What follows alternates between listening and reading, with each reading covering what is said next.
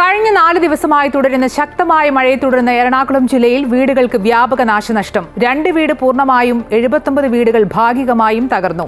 കണ്ണമാലി, ചെറിയ കടവ്, കാട്ടിപ്പറമ്പ് എന്നിവിടങ്ങളിലെ ഒട്ടേറെ വീടുകളിൽ കടൽക്ഷോഭത്തെ തുടർന്ന് വെള്ളം കയറി.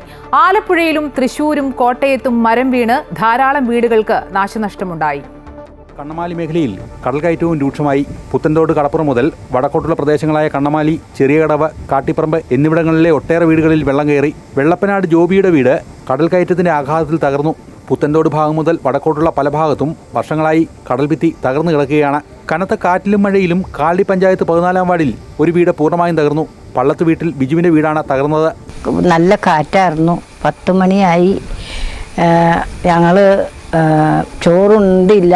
ആ കാറ്റും മഴയും വന്നപ്പോൾ ഞങ്ങൾ ഇറങ്ങി ഓടിയിട്ട് വീണ്ടും കുറേ കഴിഞ്ഞ് 2-3 മണിക്കൂറോളം കഴിഞ്ഞ് ഞങ്ങൾ കയറി വന്നു. പിന്നെ അന്നേരം കിടക്കാനും ഒന്നും പറ്റിയില്ല.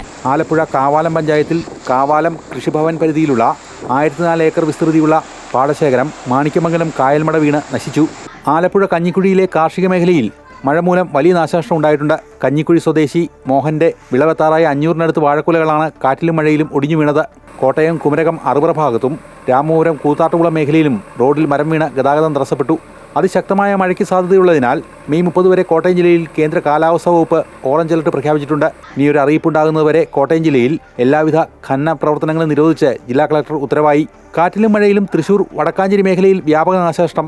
എങ്കക്കാട് മരം വീണ് വീടിന്റെ മേൽക്കൂര പൂർണ്ണമായും തകർന്നു. പയറ്റുശാലയിൽ സേതുമാധവന്റെ വീടിന് മുകളിലേക്കാണ് പുളിമരം കടപുഴകി വീണത്.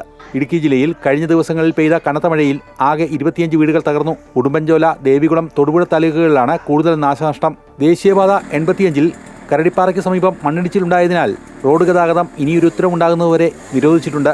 ഗ്യാപ് റോഡിൽ രാത്രി യാത്രാ നിരോധനം മെയ് 30 വരെയുണ്ട്. വിവിധ ബ്യൂറോകൾക്കൊപ്പം അമൃത ന്യൂസ്, കൊച്ചി.